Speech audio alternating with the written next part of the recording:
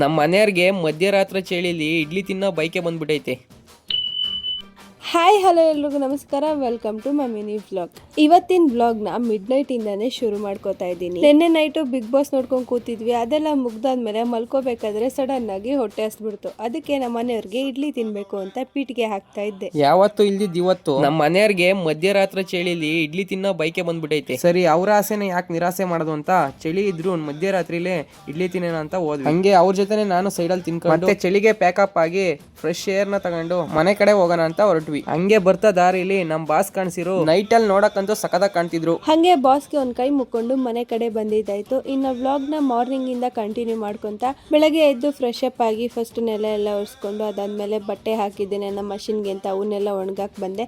ಅಷ್ಟರಲ್ಲಿ ನಮ್ಮ ಮನೆಯವರು ಪೂಜೆ ಎಲ್ಲ ಮುಗಿಸಿದ್ರು. ಇನ್ನ ತಿಂಡಿ ಏನ್ ಮಾಡ್ಕೊಳ್ಳಿಲ್ಲ, ಡೈರೆಕ್ಟ್ ಆಗಿ ತೊಗರಿ ಬೇಳೆ ಹಾಕಿ ದಾಲ್ ತರ ಮಾಡ್ಕೊಂಡೆ. ಜೊತೆಗೆ ನೆಂಚ್ಕೊಳ್ಳೋಕೆ ನೆನೆ ಸ್ವಲ್ಪ ಕಬಾಬ್ ಮಾಡಿದ್ನಲ್ಲ, ಅದನ್ನ ಹಂಗೆ ಎತ್ತಿಟ್ಟಿದ್ದೆ, ಜಾಸ್ತಿ ಆಗಿತ್ತು ಅಂತ. ಅದನ್ನೇ ಮತ್ತೆ ಫ್ರೈ ಮಾಡ್ಕೊಂಡು ಮುದ್ದೆ ಅನ್ನ ಅಂತ ಮಾಡಿಕೊಂಡು ಇಬ್ಬರು ಕೂಡ ಚೆನ್ನಾಗಿ ಬ್ಯಾಟಿಂಗ್ ಮಾಡಿದ್ದಾಯಿತು.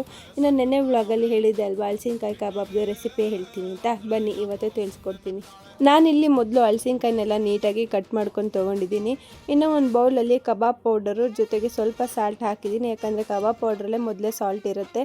ಅದ್ರ ಜೊತೆಗೆ ಸ್ವಲ್ಪ ಧನಿಯಾ ಪುಡಿ, ಖಾರದ ಪುಡಿ, ಹಾಗೆ ಒಂದು ಚಿಟಿಕೆಯಷ್ಟು ಪೆಪ್ಪರ್ ಪೌಡ್ರು, ಗರಂ ಮಸಾಲೆ ಹಾಕೊಂಡು ಹಾಗೆ ಸ್ವಲ್ಪ ಲೆಮನ್ ಜ್ಯೂಸ್ನು ಕೂಡ ಆ್ಯಡ್ ಮಾಡಿಕೊಂಡು ಇನ್ನು ಮಸಾಲೆ ಹಲಸಿನಕಾಯಿಗೆ ನೀಟಾಗಿ ಕೋಟಿಂಗ್ ಆಗಬೇಕು ಅಂತ ಸ್ವಲ್ಪ ಕಾರ್ನ್ ಫ್ಲೋರ್ನು ಕೂಡ ಯೂಸ್ ಮಾಡ್ತಾ ಇದ್ದೀನಿ. ನೀವಿಲ್ಲ ಅಂದರೆ ಅಕ್ಕಿ ಹಿಟ್ಟು ಅಥವಾ ಮೈದಾ ಹಿಟ್ಟು ಕೂಡ ಯೂಸ್ ಮಾಡ್ಕೋಬೋದು.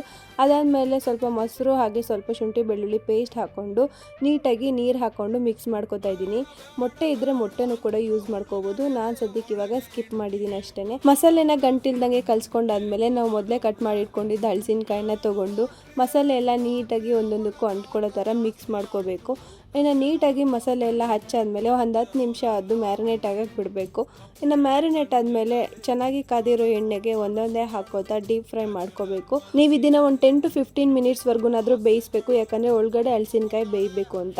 ಅದಾದಮೇಲೆ ಚಾಟ್ ಮಸಾಲ ಜೊತೆ ಸರ್ವ್ ಮಾಡಿಕೊಂಡ್ರೆ ಸಖತ್ತಾಗಿರೋ ಹಲಸಿನಕಾಯಿ ಕಬಾಬು ರೆಡಿಯಾಗಿ ಹೋಗುತ್ತೆ. ಒಂದು 50 to 70% ಆದ್ರೂ ಇದು ನಾನ್ ವೆಜ್ ಟೇಸ್ಟೇ ಕೊಡುತ್ತೆ. ನೀವು ಒಂದ್ಸಲ ಟ್ರೈ ಮಾಡಿ ಹೇಗಾಗಿತ್ತು ಅಂತ ಕಮೆಂಟ್ ಮಾಡಿ ತಿಳಿಸಿ. ಈ ವ್ಲಾಗ್ ಇಷ್ಟ ಆದರೆ ಲೈಕ್ ಮಾಡಿ, ನನ್ನ ಪೇಜ್ನ ಫಾಲೋ ಮಾಡ್ಕೊಳ್ಳೋದು ಮರಿಬೇಡಿ.